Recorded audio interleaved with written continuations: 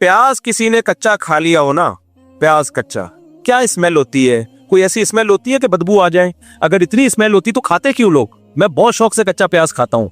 कच्चा प्याज बहुत खानदानी चीज है सेहत के लिए। दोपहर ना खूब प्लेट भर के कच्चा प्याज, शुरू में थोड़ी बदहजमी होगी, आदत डालो, पहले थोड़ा, फिर थोड़ा ज्यादा, फिर थोड़ा ज्यादा, नहीं आ रहा।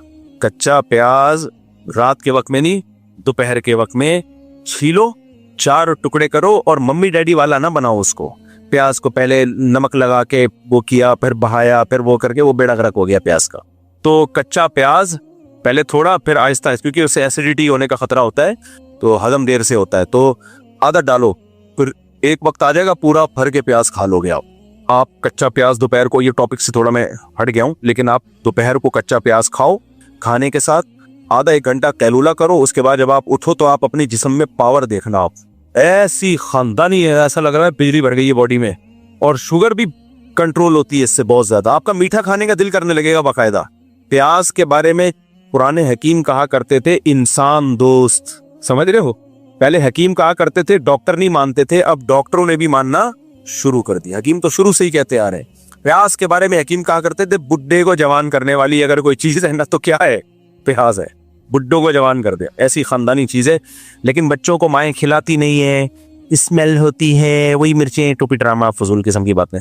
तो मैंने जब जिस स्कूल में पढ़ता था वहां मैं पठानों के और ये जो बलोच बच्चे हैं ना, इनको देखता, 4th क्लास में मैंने बलोचों के बच्चों को देखा है ऐसे सेब की तरह प्याज खाते हुए। मैं कहता था इनका स्टेमिना देखो यार, क्योंकि हम तो मम्मी डैडी टाइप के थे, फुल मम्मी डैडी नहीं थे, वरना ये सब इतनी शादियां वादियां बच्चे बच्चे ना होते। शुगर है, बैलेंस किस्म के मम्मी डैडी थे, इतने वो भी नहीं थे कि कच्चा प्याज ऐसे खाना शुरू कर दे, लेकिन उनके स्टेमिना में देखता था। और वो बच्चे, बलोचों के बच्चे ऐसे सेहतमंद थे, हर शख्स उनसे पढ़ना करते हुए डरता था। फिर हम जब सेकेंडरी स्कूल में गए तो वहां भी हमने देखा, हमारे स्कूल में एक बदमाश लड़का था, हर एक से पढ़ा। एक बलोच का पढ़ा उससे होने वाला था तो उसने पढ़ा कैंसिल करा के भाग गया।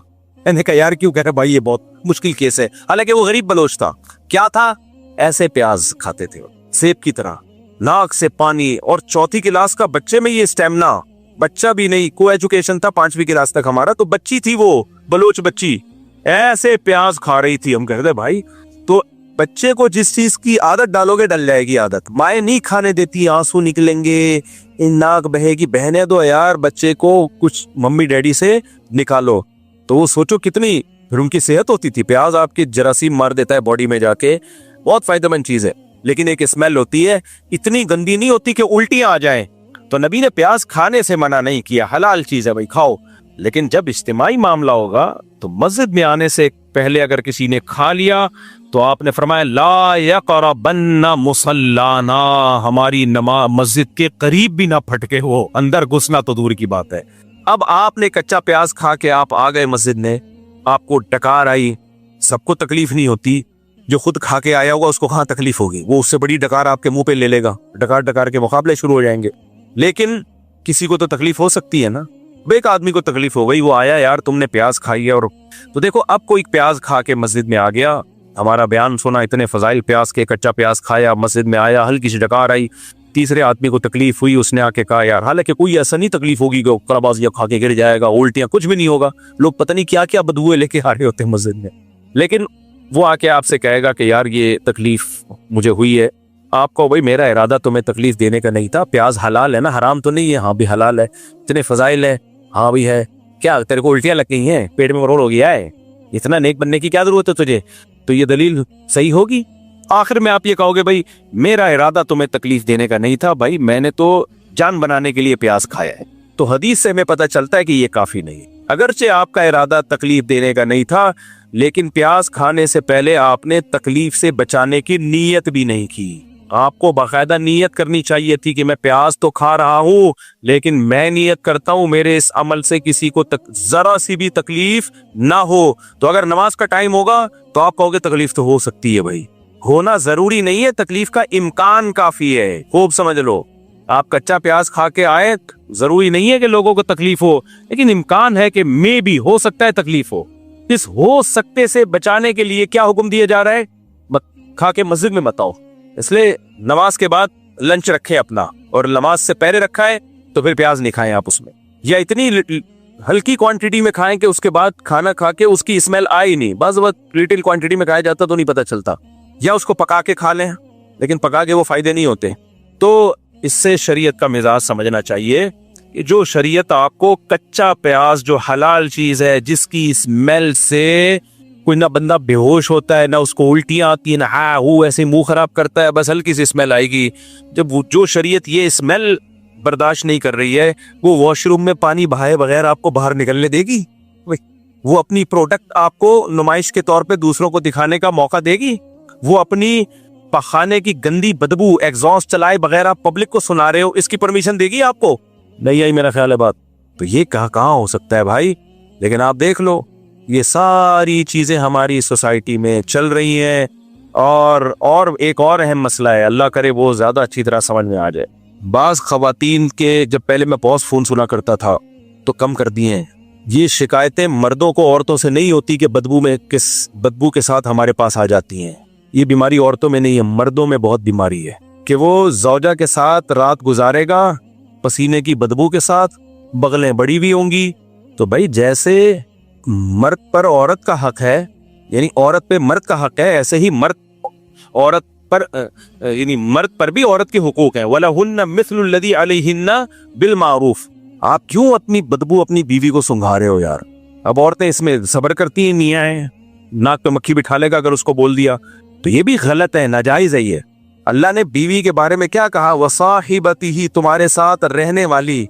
आप मस्जिद में 5 टाइम के लिए आते हो, उसमें जो लोग आपके साथ खड़े होते हैं, आज फजर में जो खड़ा हुआ आपके साथ, हो सकता है जोहर में वो ना हो, कोई दूसरा हो, उनको प्यास की बदबू से बचाया जा रहा है। और बीवी जो सारी जिंदगी आपके साथ चिपक के रहती है, उसको इस्लाम आपकी बदबू से बचाने का हुक्म नहीं देगा है भाई? उसके बारे में इस्लाम ऑर्डर नहीं करेगा कि अपनी बदबू उससे छुपा के रखो। नहीं, आपकी बदबू उसको नहीं आनी चाहिए। नहाते नहीं है ऐसे ऐसे जी अजीम लोग है ना, अजीम लोग है, महीने में 1 दफा नहाता है। मैंने कहा तेरी बीवी कैसे बर्दाश्त, वो बेचारी आदि, उसको भी बदबू की आदत पड़ जाती है। एक औरत की शादी हुई भंगियों में, अब उसको बड़ी स्मेल आती थी, तो 1-1.5 हफ्ता गुजरा, 2 हफ्ते गुजरे, तो वो अपनी सास से कहने लगी, देख जब मैं तेरे घर रुखसत होके आई थी कितनी बदबू थी, 1 महीने में मेरे आने की बरकत से वो बदबू खत्म हो गई। उस सास ने बोला, मैं भी जब इस खानदान में आई थी ना, तो मैं भी इस खुशफहमी में थी कि 1 महीने के बाद बदबू खत्म। तो असल बात यह है कि बदबू वैसे ही है, बल्कि पहले से भी ज्यादा बढ़ गई है, तुझे बदबू की आदत पड़ गई है। तो जो भी हमारे खानदान में बाहर से कोई खातून आती है, 1 महीना है उसके सब्र का इम्तिहान, उसके बाद उसको बदबू आना खत्म। तो बाज आदमियों को बिल्कुल होश नहीं होता, बदबू सुंघा रहे हो यार तुम, अपनी पसीने की बदबू, अपनी बगलें साफ नहीं कर रहे। बाज मजहबों में ऐसा होता है कि वो ना बगल के बाल साफ करते हैं, ना जेर नाफ बाल साफ करते हैं, वो उनका कल्चर है। किसी के कल्चर को हम क्या कहें भाई? कम से कम इतना तो होना कि आप अपनी घरवाली का ही ख्याल कर लो, उसको कितनी स्मेल आएगी इससे, कितनी बदबू आएगी इससे। तो बदबूएं बाकायदा शेयरिंग पे चल रही होती, गलत है। इसी में एक और अहम तरीन बात, अल्लाह करे ये बातें समझ में आ जाए। देखो हमारे नबी सल्लल्लाहु अलैहि वसल्लम ने अपनी बॉडी की सफाई में इस्तिंजा के बाद, यानी क़ज़ाए हाजत में जो इस्तिंजा किया जाता है उसके बाद, सबसे ज्यादा जिस चीज की सफाई का एहतमाम किया वो दांत थे। समझ में आ रही है बात कि नहीं आ रही? सबसे ज्यादा आपने अपने बॉडी के जिस पार्ट को साफ किया है ना इस्तिंजा के अलावा, तो पेशाब वगैरह तो उसमें तो है ही, वो तो बहुत हमें हुक्म है उसकी सफाई, लेकिन उसके बाद सबसे ज्यादा अगर बॉडी के किसी पार्ट को साफ करने का हुक्म है तो वो कौन सा पार्ट है? बोलो, दांत। नाक नहीं है, कान नहीं है, आंखें नहीं है, जिस्म नहीं है, सबसे ज्यादा किसको साफ किया है आपने? दांतों को। मैं चूंकि पब्लिक से बहुत ज्यादा मिलता हूं ना, तो मुझे अब ये चीज समझ में आने लगी है कि इस्लाम ने दांतों की सफाई को इतना फोकस क्यों किया है। लोग आते हैं, आज एक साहब आए, वो समझ जाएंगे उनकी बात हो रही है, उन साहब को रहने तो, किसी और की बात कर रहा हूं मैं। दांत से इंसान की पर्सनैलिटी का दांतों से बहुत गहरा ताल्लुक। दांत साफ नहीं कर रहे होते, फिर आके मुंह में घुसे जा रहे होते हैं, कोई बात समझाने के लिए, मसला समझाने के लिए मुंह में घुस, मैं बाहर बैठ के भी मैं बात सुन लेता हूँ। अब उनको मैं उनके मुंह पे नहीं कह सकता कि तुम्हारे दांतों से स्मेल आ रही है, तुम्हारे मुंह से स्मेल आ रही है, थोड़ा सा यूं रहो भाई, वहां रह के बात कर लो। कान में घुसे चले जा रहे होंगे कि प्राइवेट बात है, तो प्राइवेट बात है तो छाव में आ जाओ यार। इतनी क्या प्राइवेट है कि कान में घुस जाएगा भाई?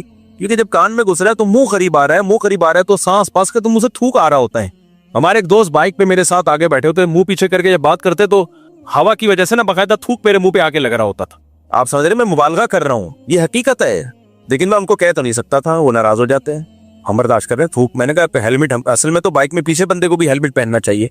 तो बात कर रहे हैं, थूक आ रहा है मुंह पे, कोई एहसास ही नहीं है उसको। तो दांत है ऐसे, जब मुस्कुराते हैं तो आदमी कहता है थोड़ी देर के लिए काइंडली चुप हो जाओ भाई, खामोशी इख्तियार कर लो।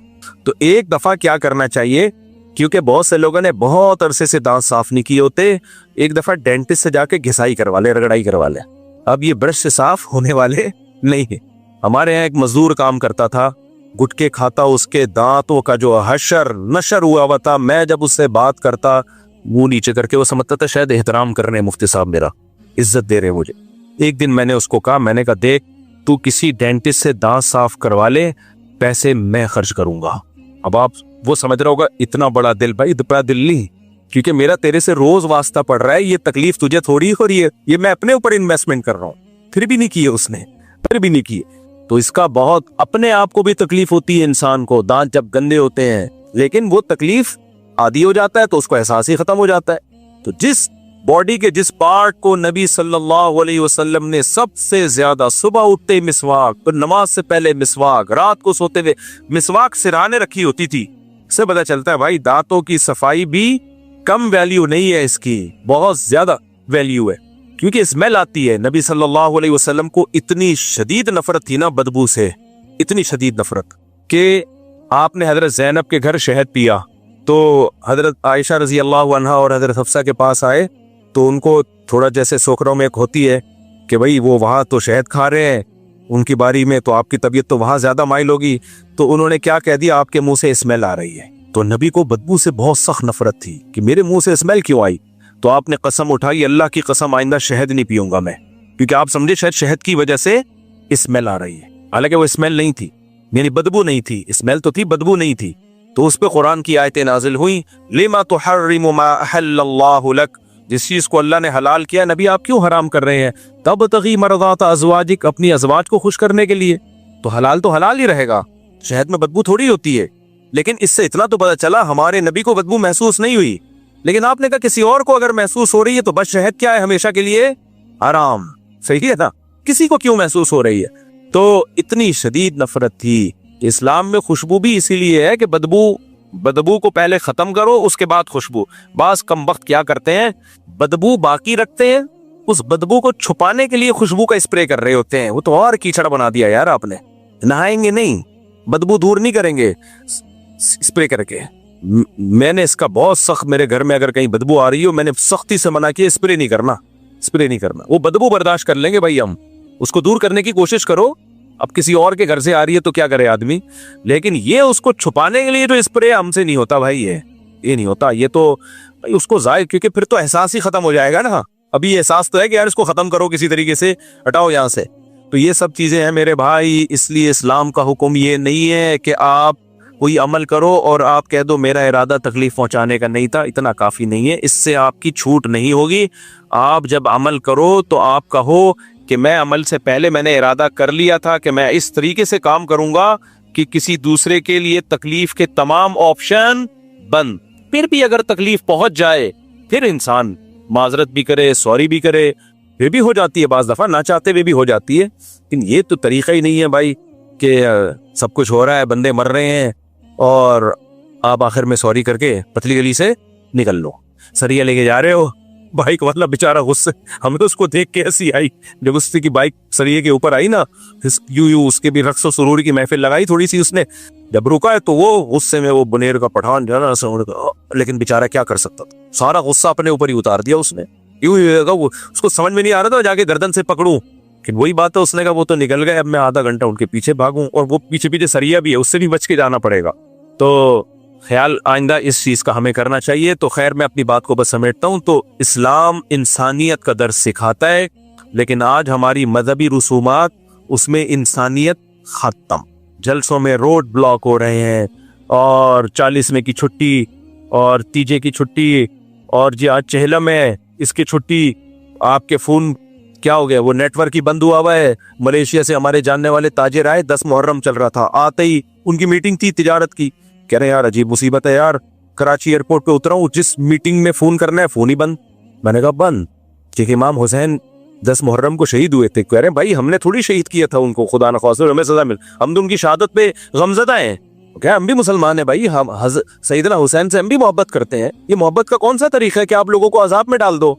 लेकिन आप देखो रबीउल अव्वल में भी अजाब, मुहर्रम में भी, फिर चेहलम के अलग मसाइल हैं। तो हुकूमत पे दबाव डालो, ये सारी चीजें इंडोर होंगी, रोड पे कुछ भी नहीं होगा, रोड चलने के लिए है बस, और कोई काम नहीं होगा रोड के ऊपर, लोगों के चलने के लिए, ट्रैफिक कभी बंद नहीं होगा। लेकिन लोग भी दबाव नहीं डालते, बस ठंडे पेटों बर्दाश्त कर रहे हैं। और मजहबी लोग मजहब के नाम पे मंजन वो लोग बेच रहे हैं। तो मजहब ये नहीं है, मजहब वो है जो मैंने आपके सामने पेश किया है। अल्लाह हमें इस पर अमल करने की तौफीक अता फरमाए। सवाल किसी ने पूछा है, कुरान की आयत है सूरह हज की आयत नंबर 18, उसमें अल्लाह ने सजदे का जिक्र किया है कि ज़मीन, आसमान, चांद, सूरज, सितारे और इंसान सब अल्लाह को सजदा करते हैं। और आखिर में कहा कि बहुत से इंसानों पर अल्लाह का अजाब साबित हो चुका है, वो सजदा नहीं करते। तो इस आयत की तशरीह पूछिए कि अजाब साबित होने का क्या मतलब है। देखिए, अगर अल्लाह के इल्म में पहले से ये बात होती है कि कुछ बड़े ढीठ होंगे, बहुत ढीठ इंसान होंगे, उनके सामने अल्लाह की आयत पढ़ी जाएंगी और वो फिर भी उसको पे अमल नहीं करेंगे, तो ऐसे लोगों पे अल्लाह ने अजाब साबित कर दिया है। क्योंकि अल्लाह का इल्म कामिल है, तो पहले से अल्लाह ने लिख दिया है कि इन्होंने जहन्नम में ही जाना है। इसका ये मतलब नहीं है कि अल्लाह उनको जबरदस्ती जहन्नम में ले जाएगा या उनको जबरदस्ती गुमराह करेगा, उनकी क्योंकि अल्लाह का इल्म कामिल है। तो इस तरह की आयत असल में तसल्ली के लिए होती हैं, जो भी दीन की दावत का काम कर रहे हैं उनको तसल्ली देने के लिए, कि दाई जो है ना उसकी दावत बहुत जानदार होती है, दलाइल बहुत जानदार होते हैं, फिर भी सामने वाला ईमान नहीं ला रहा होता, तो अल्लाह बताते हैं भाई इसकी किस्मत में जहन्नम है। तो जो मुकद्दर जहन्नम में हो तो मुकद्दर थोड़ी तब्दील हो सकता है, तो छोड़ दो इसकी फिक्र। तो ये तसल्ली के लिए इस तरह का अंदाज इख्तियार किया जाता है।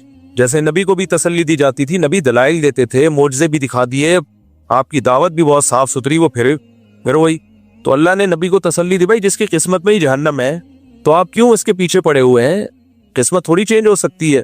इसी तरह कुरान में आता है, हमने तो तकदीर में लिख दिया है कि लअमलअन्न जहन्नम मिनल जिन्नति वन्नासी अजमईन, कि मैं जहन्नम को जिन्नात इंसानों से भरूंगा। तो अल्लाह कहते हैं तो मैंने लिख चुका हूँ पहले, तकदीर थोड़ी टलेगी। इसका मतलब ये नहीं कि अल्लाह जबरदस्ती लोगों को पढ़ पढ़ के जहन्नम में फेंकेगा। अल्लाह के इल्म में ये बात है कि बहुत से लोग ढीठ हैं, वो नहीं ईमान लाएंगे, वो शैतान के बहकावे में आएंगे। तो अब ये एक चीज हकीकत है। तो अब दावत को, मुबल्लिगीन को तसल्ली दी जा रही है कि भाई लोगों की अक्सरियत देख के सीधा रास्ता मत छोड़ना। ये तो पहले से तयशुदा है कि बहुत सारे लोग जहन्नम में जाएंगे, जहन्नम भरेगी इंसानों से, तो इसलिए तुम सीधे रास्ते पे चलो और दावत के काम में लगे रहो अल्लाह का हुक्म समझ के, और लोगों की अक्सरियत को गुमराह देख के मायूस मत हो। ये मत समझो कि तुम्हारी दावत गलत है या तुम्हारी दावत में इखलास नहीं है। ना ना ना, दावत में भी इखलास है, तुम्हारी दावत भी ठीक है, लेकिन एक चीज मुकद्दर में है कि जहन्नम को अल्लाह ने इंसान और जिन्नात से भरना है, और मुकद्दर कभी चेंज नहीं होता। तो ये अंदाज इख्तियार किया गया तसल्ली के लिए। तो इसका ये मतलब नहीं है कि अल्लाह लाजमी जो हिदायत चाहेगा फिर भी अल्लाह उसको जबरदस्ती गुमराह करेगा। इसकी मिसाल ऐसे है, सुबह शाम हम ये देख रहे होते हैं कि बाप अपने बेटे को समझा रहा है, वो नहीं समझ रहा, तो फिर माँ कहती है भाई इसको समझाओ। आप बोले भाई इसमें समझने की सलाहियत ही नहीं है, तो मैं क्या समझाऊं इसको। हालांकि सलाहियत होती है, तभी तो आपको गुस्सा आ रहा होता है। अगर वो मजनून दीवाना पागल होता, समझने की वाकई में सलाहियत ना होती, तो आप समझाते क्यों उसको? किसी पागल को थोड़ी समझाया जाता है। तो यहाँ जो आप कहते हैं इसमें समझने की सलाहियत ही नहीं है, मतलब ये होता है कि इंतहाई दर्जे का ढीठ आदमी है और इसने फैसला कर लिया कि नहीं समझना, तो इसमें सलाहियत समझने की खत्म हो चुकी है। तो मैं अपना टाइम जाया क्यों करूं? मैं ऐसे पे टाइम लगाऊंगा जिसपे सलाहियत होगी। मैं रिक्शा चलाता हूँ, अक्सर औकात 2 महीने का किराया चढ़ जाता है, कभी खाने को कुछ नहीं होता, मैं अक्सर औकात परेशानी में गुजारता हूँ। मुझसे बड़े 9 बहन भाई हैं, सब करोड़पति हैं, वो मुझको नहीं पूछते, अब मैं क्या करूं? अब अगर किसी गैर से बोलो तो वो भिखारी समझेंगे, अब चोरी करो, भीख मांगो, क्या खुदकुशी करूं? ना खुदकुशी करें ना लोगों से भीख मांगे। आपके भाइयों की शरी जिम्मेदारी है कि जब सब खा पी रहे हैं, एक भाई इतना कमजोर है तो उसके साथ ताउन करें। हकीकत है भाइयों के साथ तो ताउन में जो मजा आता है इंसान को, रिश्तेदारों पे खर्च करने में जो लुत्फ अल्लाह ने रखा है वो तो किसी पे खर्च करने में नहीं रखा। ये तो मौका है मोहब्बत पैदा करने का, तो भाइयों का को चाहिए ख्याल करें।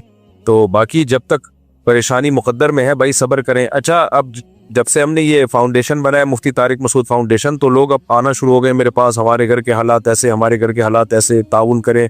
कुछ खवातीन आ जाती हैं, हम बेवा हैं वगैरह वगैरह। देखो हमने जो फाउंडेशन बनाई है ना, उसका एक तरीका रखा है। मैं पर्सनली अगर किसी को जानता हूँ तो मैं अपने पास से उस वैसे ही थोड़ा बहुत ताउन कर देता हूँ जो अल्लाह मुझे तौफीक दे। लेकिन इस तरह जब लोग रश लगाते हैं हमारे पास, कोई मयार नहीं है जांचने का कि ये मुस्तहिक है या नहीं है। फिर सबसे बड़ा मसला ये है कि एक को दो तो फिर वो 10 को बताए कि पूरी लाइन लग जाएगी, और ये पहले हो चुका है।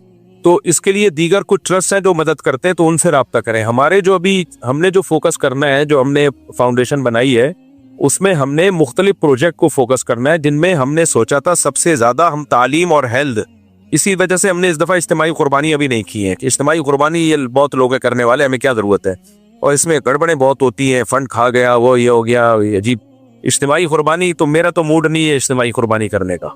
लोग अपनी गाय लाओ, ज़बा करो भाई। जब हमने काम किया तो इंसानियत की कोई ऐसी खिदमत हो ना जो वाकई खिदमत हो। इज्तिमाई कुर्बानी क्या खिदमत है वो भी, लेकिन बहुत लोग हैं करने वाले। और आप खुद लाओ, बकरा काटो, कसाई को पैसे दो, काट के खा जाओ। गाय लाओ, खा जाओ, खिला दो लोगों को, इसमें क्या है। यानी अगर आप ये सहूलत लोगों को ना दो तो कौन सा कोई तूफान आ जाएगा। तो हम लोगों ने मशवरा ये किया था कि हम इस फाउंडेशन में 2 चीजों को फोकस करेंगे, हेल्थ को यानी लोगों की सेहत, दूसरा एजुकेशन।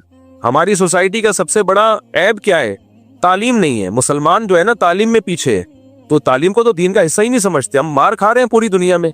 देखो इस्लाम दुनिया में गालिब होने के लिए आया है। बाकी दुनिया में इबादत की करने की हर मजहब में, हर मुल्क में इजाजत है। कोई मुल्क ना नमाज पे पाबंदी लगाते हैं, ना ज़कात पे, ना रोजे पे, कोई पाबंदियां नहीं है।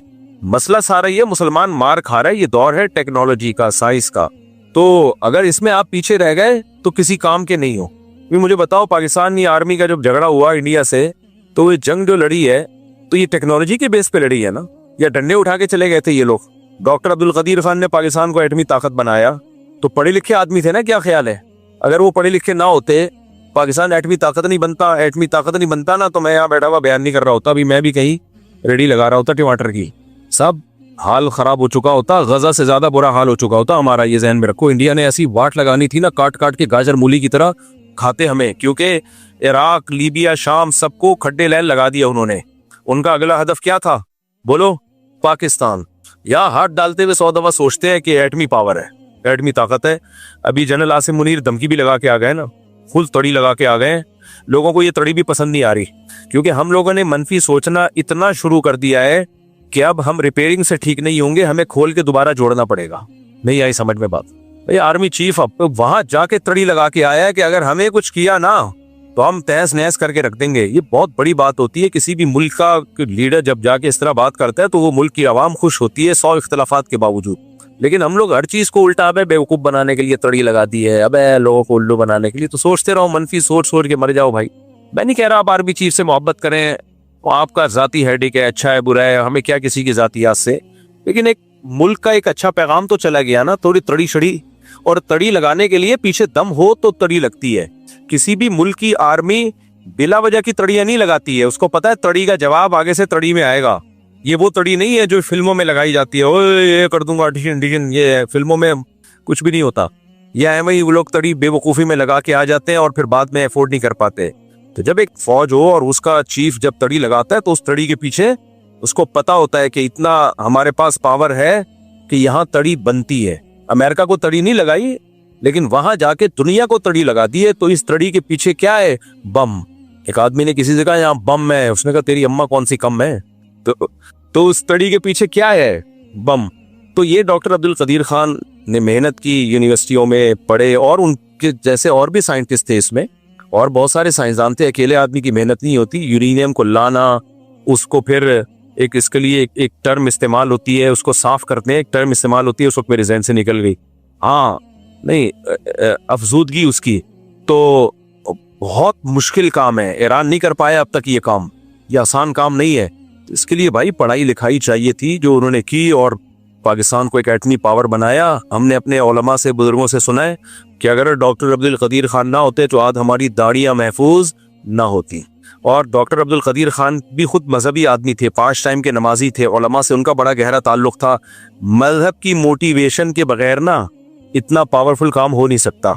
ये दुनिया के लिए हो नहीं सकता ऐसा, जब तक पीछे अल्लाह की रजा का जज्बा ना हो। आप कह सकते हैं अमेरिका ने तो बना लिया, भाई वो तो पहले से पावरफुल लोग हैं ना। इन वसाइल के होते हुए इतना बड़ा काम कर लेना। और डॉक्टर अब्दुल कदीर खान के साथ जितने साइंटिस्ट हैं सब नेक परहेजगार हैं। जामे तो रशीद आ चुके हैं, इतनी बड़ी बड़ी दाढ़ियां। एक दफा डॉक्टर अब्दुल कदीर खान के एक साथी आए, वो भी एटमी साइंसदान है, एटम बम बनाने में उनका भी बड़ा किरदार है। जामे तो रशीद में उनका बयान हुआ, हम समझे कोई रेमंड से कोई बुजुर्ग आए हुए हैं, इतनी बड़ी दाढ़ी उनकी। और सारा अल्लाह की वहदानियत और किब्रियाई पर उन्होंने बयान किया।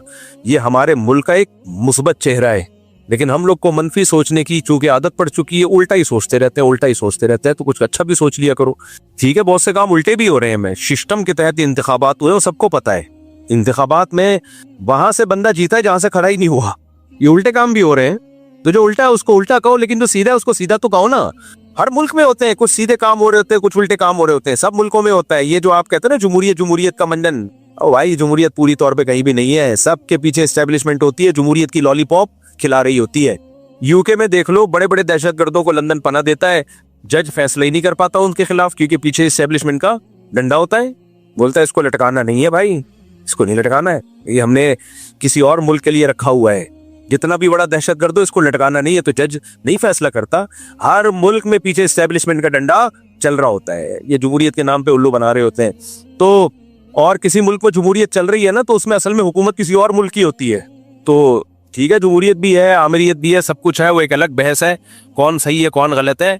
लेकिन अपने मुल्क में कुछ मुस्बत चीजें हैं, उनको सोच के खुश होने पर गवर्नमेंट ने कोई पाबंदी नहीं लगाई है, खुश हो जाना चाहिए। तो मैं बात क्या कर रहा था, तालीम की, एजुकेशन की।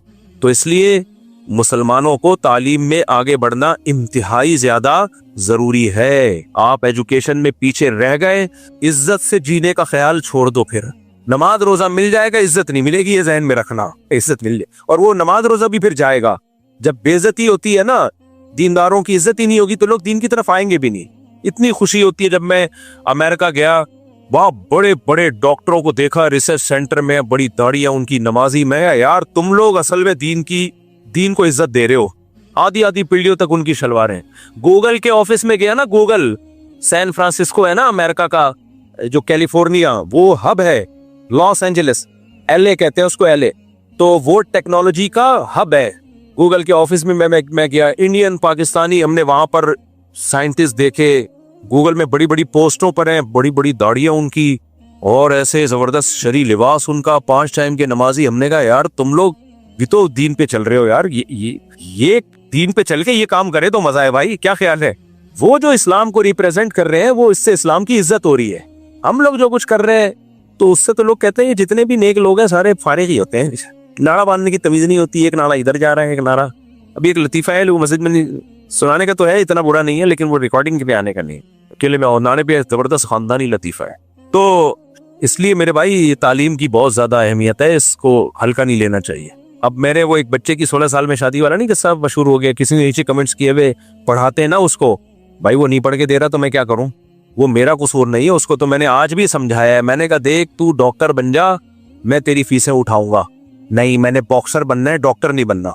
आज ही कह रहा था मैंने क्या बनना है, बॉक्सर, डॉक्टर नहीं बनना। अब जबरदस्ती नहीं मुसल्लत किया जा सकता, क्योंकि मैं जबरदस्ती डॉक्टर बनाऊंगा तो ना वो बॉक्सर बनेगा ना वो डॉक्टर। बॉक्सिंग सीख रहा है आजकल, अब मैं क्या करूं इसमें। अब जबरदस्ती वाला हिसाब नहीं है, बच्चे में खुद शौक हो तो उसको समझाया तो है हमने। तो हम तो भी कोशिश करते हैं तालीम ही को फोकस करें ज्यादा। हाँ, कमाने के लिए नहीं, कमाने के लिए बिजनेस है, कमाने के लिए क्या है, बिजनेस।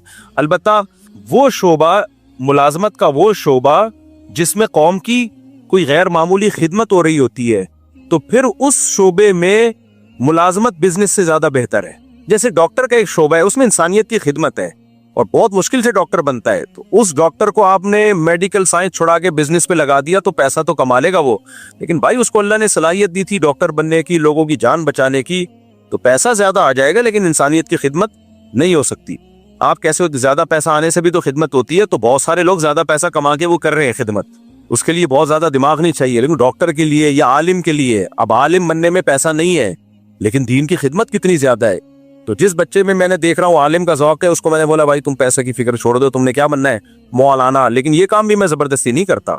एक बच्चा नहीं बनना चाह रहा, मैं हूँ तुम्हें मौलवी ही बनना है, वो ना वो कहीं का नहीं रहेगा, क्योंकि ये चीज अपने शौक से होती है तो आदमी कामयाब होता है। मैं भी अपने शौक से दीन के इल्म की तरफ आया ना, तो टूटे फूटी अल्लाह ने कुछ इल्म अता फरमा दिया। अगर गन पॉइंट पे आता तो ना इधर के रहते ना उधर के रहते। माँ बाप बच्चे को जबरदस्ती हिफ्ज करा रहे होते हैं बंदूक रख के, तो वो थोड़ी कुछ भी नहीं बनेगा। वो मदरसे भाग जाते हैं, वहां दिल लगा के पढ़ते नहीं है, फिर जिंदगियां बर्बाद, ना इधर के रहे ना उधर के रहे। इसी में ये भी है, लोग मुझे कहते हैं मुफ्ती साहब ये आपके साथ घूमता है, 10 साल से आपके साथ है, शादी क्यों नहीं कर रहा। मैं कहता हूँ गन पॉइंट पे नहीं शादी कर, मैं ताने दे दे के किसी की शादी नहीं कराऊंगा। अब मुझे क्या पता है क्यों नहीं कर रहा भाई, इसका हेडेक है। तो जबरदस्ती शादी होती है किसी की, जबरदस्ती दुल्हन से बोलेगा मैं पता नहीं किस सिलसिले में आ गया, अब्बा क्या करती, इससे थोड़ी है। तो अपनी मोहब्बत का काम है भाई, आपका दिल चाह रहा है करो, नहीं चाह रहा भाड़ में जाओ, नहीं करो। तो हम किसी की शख्सियत को इसमें हदफ नहीं बनाते, वो जाए उसका। तो ये काम शौक से होते हैं। हाँ, शादी का शौक पैदा करना मेरे जिम्मे है, उस सिलसिले में मैं हाजिर होता रहता। इतना शौक भर दूंगा कि तुम्हें खुद शर्म आने लगेगी कि यार क्या जिंदगी है यार। तो इसलिए तालीम के शोबे में आगे बढ़े। हाँ, कुछ मुलाजमतें ऐसी होती हैं जिनमें कोई बड़ा विजन नहीं होता। अब एक कोल्ड ड्रिंक की कंपनी में आप जॉब कर रहे हो, बेशक मैनेजर ही हो, अबे क्या करेगा इस मैनेजर बन के तू? इससे क्या लोगों को, क्या इस मैनेजमेंट से क्या फायदा होगा? तनख्वाह आ जाएगी, कमाऊ कूद थोड़े से बन जाओगे, गाड़ी मिल जाएगी, लेकिन कौम को क्या दे रहे हो? Cold drink. सही है ना? डॉक्टर तो इलाज दे रहा है ना लोगों को, एक सिविल इंजीनियर लोगों को तामीर करके दे रहा है, कंस्ट्रक्शन लोगों की बुनियादी जरूरत है, सड़कें बना रहा है, मैप बना रहा है, ये तो बुनियादी बेसिक जरूरतें हैं। लेकिन एक जो है कोल्ड ड्रिंक कंपनी में जॉब करने वाला, क्या पिज्जा कंपनी में जॉब कर रहा है, मैनेजर बना हुआ है, क्या कर रहा है? लोगों को पिज्जे खिला खिला के और गोल बना रहा है तू। तो पैसा तो मिल जाएगा, ठीक है, हलाल है, हराम नहीं है, लेकिन इससे फिर अपना बिजनेस बेहतर है। ऐसे लोगों को मैं कहता हूँ टमाटर की रेडी लगा ले, टमाटर की रेडी लगा ले, वो ज्यादा बेहतर है। उसमें एक दिन तरक्की होके तेरा अपना टमाटर का बिजनेस होगा।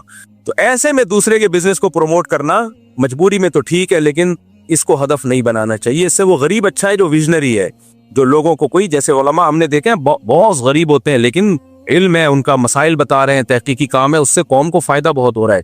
इमाम शाफी का तो कौल है, दो ही इल्म को मैं इल्म मानता हूँ, एक मेडिकल साइंस का इल्म और एक दीन का इल्म। वो तो किसी तीसरे इल्म को इल्म ही नहीं मानते, लेकिन उस जमाने में नहीं था। अब जमाने में और भी बहुत सारे उलूम हैं जिनमें महारत की जरूरत है। तो इसलिए तालीम जो है ना, ये हल्की चीज नहीं है। बाज लोगों ने यूट्यूब पे बिजनेस बिजनेस बिजनेस कर करके ना तालीम की वैल्यू खत्म कर दी है। सारे कारोबारी बन गए, दौलत तो आ जाएगी, एजुकेशन खत्म। फिर कोई तहजीब, एजुकेशन इंसान को मुअज़्ज़ब करती है, उसमें मैच्योरिटी लेकर आती है, उसके दिमाग को निखारती है। तो इसलिए तालीम को फोकस करो। ये मैंने किस पे जवाब दिया है? सवाल क्या था पीछे वाले? हाँ भाई, मालदार है रक्षा गरीब, तो भाई तुम, हाँ मैं ये कह रहा था कि हमने जो फाउंडेशन बनाई है तो हमारा इरादा ये था, दो चीजों को हम फोकस करेंगे, एक एजुकेशन और एक हेल्थ।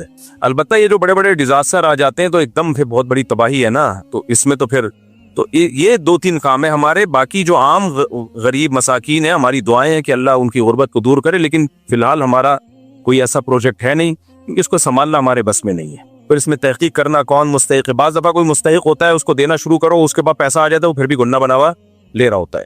तो वो ऐसा गुन्ने बनते हैं, जब भी आएंगे मुंह ऐसा लग रहा होता है, आदमी कहता है इसको दे दे यार, ज़कात दे दे हम।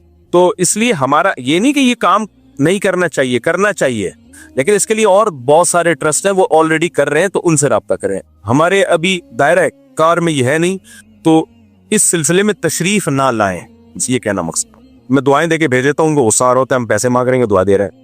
एक औरत थी ना, गाड़ी चला रही थी, तो एक सिग्नल पे रुकी, एक फकीर आया, बहन अल्लाह के नाम पे कुछ दे दो। उसने कहा इतने हट्टे कट्टे होके मांगते हुए शर्म नहीं आती? कहते मैंने पैसे मांगे, मशवरा नहीं मांगा आपसे।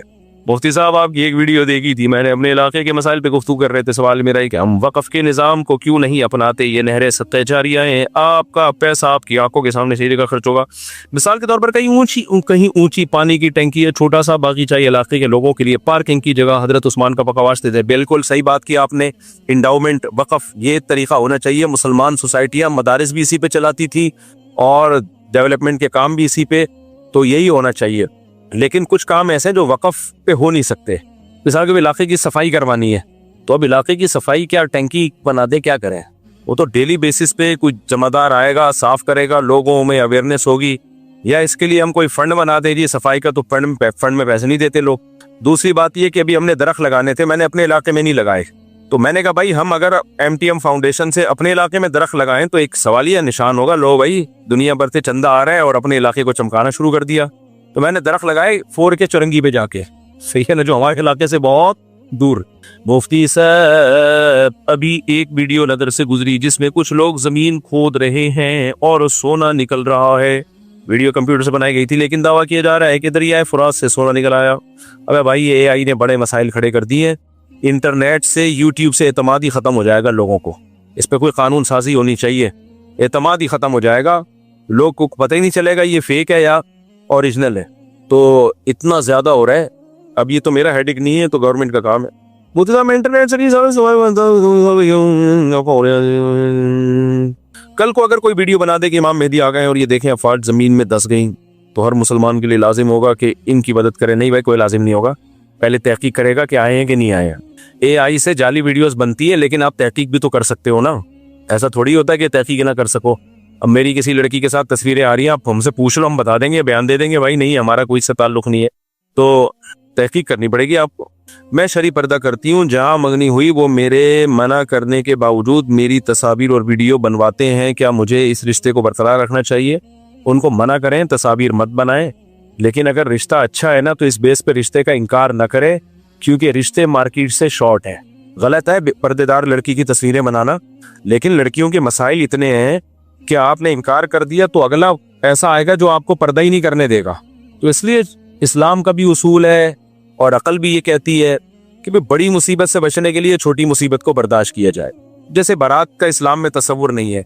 अब लड़की वाले बाज दफा पख लगा देते हैं बारात नहीं करेंगे, उस पर लड़का वाले इनकार कर देते हैं। तो मैं कहता हूँ यार इतनी नौबत पहुंच रही है तो कर लो बारात, कोई हराम थोड़ी है। तो इसलिए अगर वो लड़का अच्छा है उसको मना करें, तस्वीरें ना बनाए, लेकिन बना रहा है डिजिटल तस्वीरें अपने पास ही रखना है ना, दोस्तों में शेयर थोड़ी कर रहा है वो, तो चलाओ फिर। इतना ज्यादा नेक बनने की, नेक तो जितना ज्यादा बनो अच्छा है, मेरी हर बात क्यों ना लोग पकड़ लेते हैं। मैंने कहीं बयान में कह दिया कि इतना ज्यादा नेक बनने की जरूरत नहीं है। उस पे एक साहब ने मेरे पीछे नमाज छोड़ दी और कुरान की आयत पढ़ी। कुरान कह रहा है फत्तकुल्लाह मस्ततातुम, जितना नेक बन सकते हो बनो, और ये मौलवी कह रहे हैं इतना नेक बनने की जरूरत नहीं है। भाई किसी के कलाम का मतलब होता है, मतलब ये होता है इतना नेक बनना कि अफोर्ड ही ना कर सको और बर्दाश्त से बाहर हो जाए और फिर उससे बड़ी बुराई में मुब्तला हो जाओ। ये मतलब है मेरे कलाम का। इतना ज्यादा नेक बनने लगे कि वो बर्दाश्त नहीं हुआ तो फिर यूटर्न लिया तो बिल्कुल ही मार्केट से। ये ऐसे फासिक बाज लोग होते हैं, इतना ज्यादा उन पे तकवे का वो चढ़ जाता है कि फिर वो बर्दाश्त नहीं कर पाते। थोड़े दिन तक वो चलेंगे सूफी बन के, उसके बाद वो फर्ज नमाज से भी गए। ये मतलब है, ये मतलब नहीं है कि नेक बनना गलत बात है। वो तो जितना नेक बनो उतना अच्छा है, लेकिन एफोर्ड तो करो उसको। समझ लो कि नहीं समझ रहे? तो जिन साहब ने मेरे पीछे नमाज छोड़ दी उनको खुदा का खौफ करना चाहिए। आप ना पढ़े हमारे पीछे नमाज, हमारी सेहत में कोई फर्क नहीं पड़ता, लेकिन अगले की बात को जब दो मतलब निकलते हैं, सही भी और गलत भी, तो गलत मतलब क्यों ले रहे हो भाई? कोई मौलवी मिंबर पे बैठ के लोगों को नेक बनने से रोकेगा? अब जैसे मैं इस खातून को कह रहा हूँ कि रिश्ता ना तोड़ो भाई। अब एक लड़की थी फुल बापर्दा डॉक्टर बन रही थी, वो मेडिकल कॉलेज में फुल बापर्दा होके जाती थी, हाथों में ग्लव्स पहनती थी, फुल बुर्का। मैं जानता था उसको पर्सनली, बहुत नेक है, हमारी इसी गली में रहती थी, मेरे घर वाले जानते थे उसको। वो मेडिकल कॉलेज में 2 साल हो गए उसको। अभी किसी मौलवी साहब से उसने पूछा, मौलवी साहब ने कहा कि छोड़ दो मेडिकल कॉलेज क्योंकि माहौल बहुत खराब होता है। और फिर वाकया सुनाए, वो फना की लड़की वो बॉयफ्रेंड के साथ भाग गई और हाउस जॉब में वगैरह वगैरह इतने वाकया सुनाए। वो लड़की ने छोड़ दी जॉब, सॉरी जॉब कह रहा हूँ, तालीम छोड़ दी। 2 साल हो चुके थे। अब बाज लोग ऐसी बात करते हैं, तुम्हारा बाप पैसे देगा तो 2 साल की जो फीसें भरी है उसने, उसके बाप ने, है भाई। उसके अब्बा मेरे पास आए, मैंने कहा आप अपनी बच्ची से मेरी बात कराओ। मैंने कहा आपको 2 साल में कोई मसला हुआ आपके साथ? कहती मैं ग्लव्स पहनती हूँ हाथों में। इतनी नेक।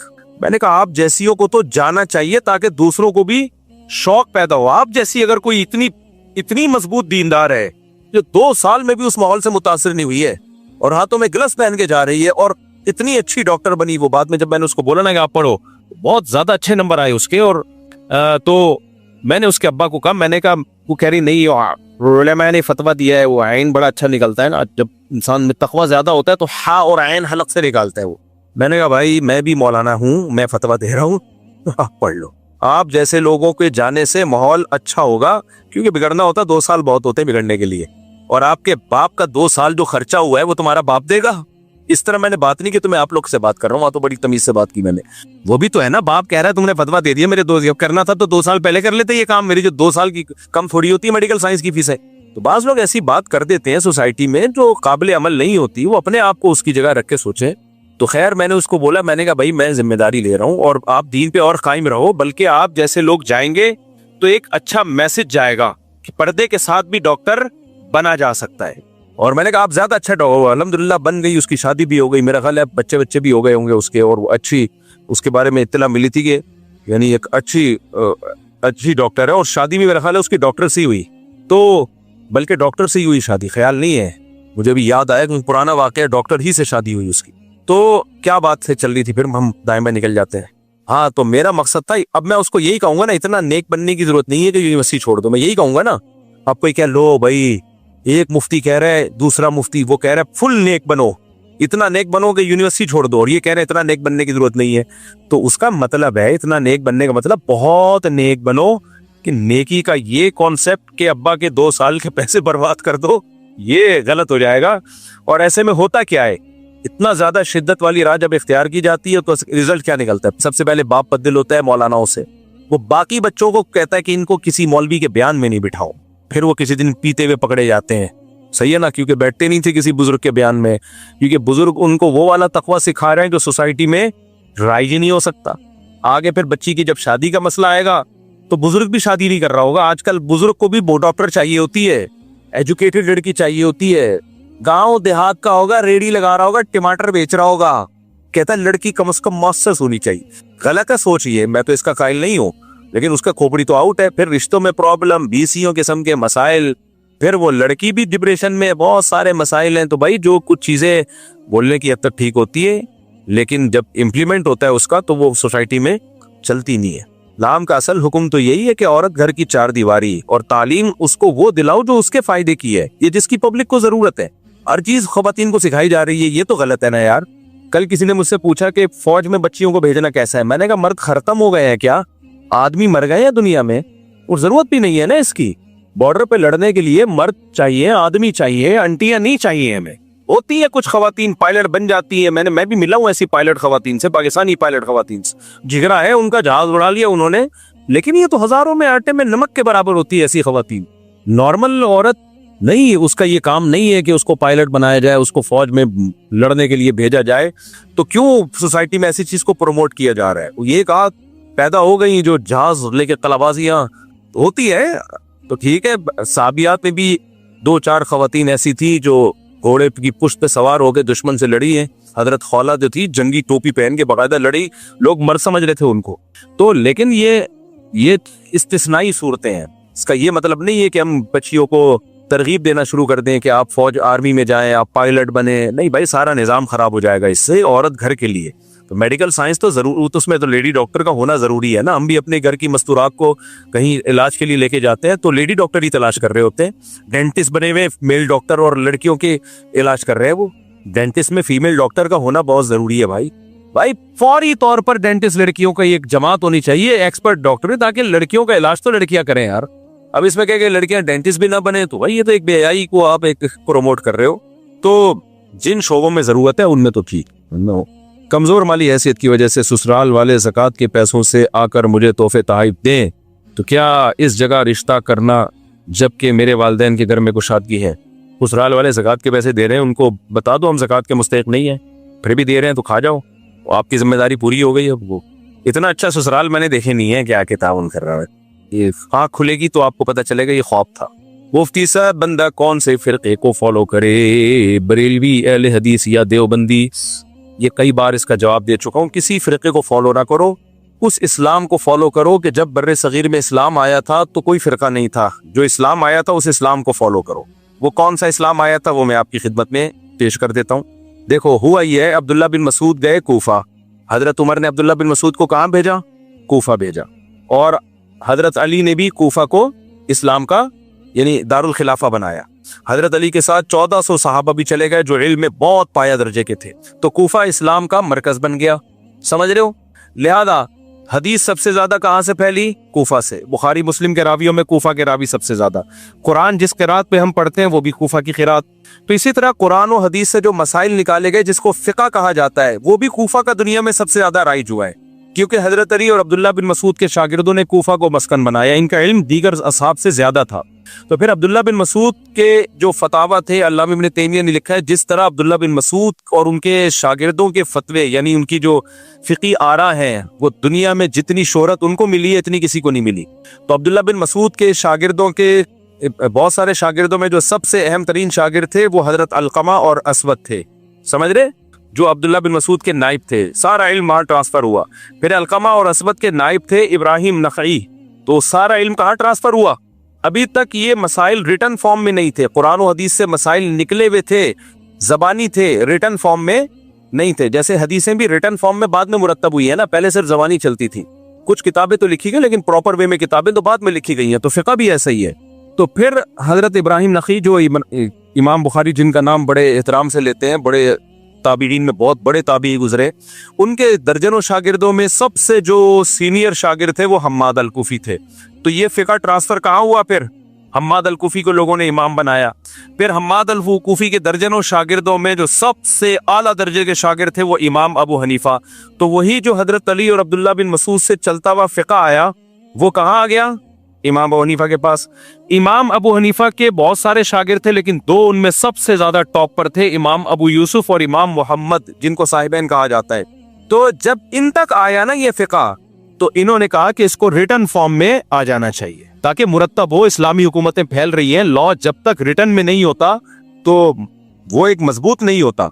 तो इमाम मोहम्मद ने 6 किताबें लिखी। ये बात कर रहा हूं मैं 1200 तकरीबन 1200 साल पुरानी। वो 6 किताबें क्या थी? सियर सगीर, सियर कबीर, जामे सगीर, जामे कबीर, अल मबसूत, अज़्ज़ियादात। ये 6 किताबें लिखी जो आज भी मिलती हैं, लाइब्रेरियों में मौजूद हैं।